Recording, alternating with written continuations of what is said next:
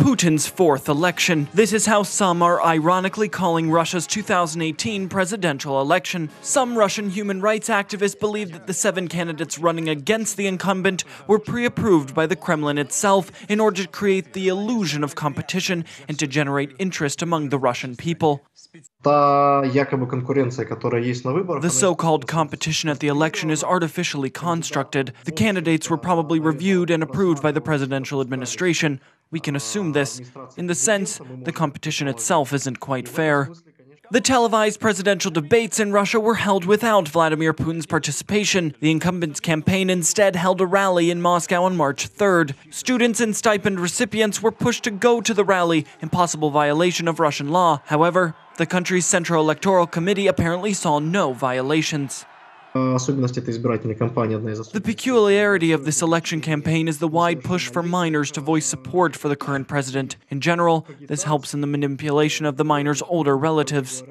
The main fight for Russia's 2018 presidential election is not for votes, but for turnout. According to experts, the Russian government would like to see a voter turnout of 70% in order to be able to promote the image of widespread support for Putin. It's connected with the fact that Putin has no competitors. That is why the main task is to ensure the legitimacy of the election. A low turnout could be interpreted as a refusal to support the government, but the result itself was programmed from the beginning, and barring Navalny has removed much of the intrigue. Russia's electorate is being lured to the polling stations in various ways. In the Sverdlovskaya region, cash prizes will be handed out for high turnout. In Krasnoyarsk, the best election selfie taker will be given a new car. In Khabarovsk, polling centers will have desserts, sausages, and other products on sale with discounts of 20 to 30%. In promotional videos, famous stars have urged people to vote. One viral video scared voters with possible military draft, inflation, corruption, and even gay people. Люз, Так, это что еще за хрен? Я вообще-то гей на передержке. Кто? Ну ты чего? Сегодня по закону любая семья должна брать гея на передержку.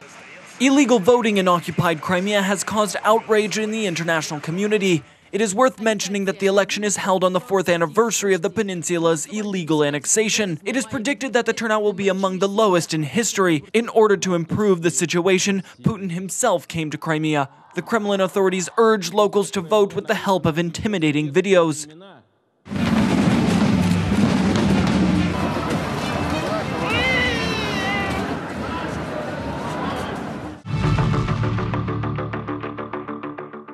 According to Crimean Tatar activists, residents of the occupied peninsula are forced to go to the election under threats and blackmail.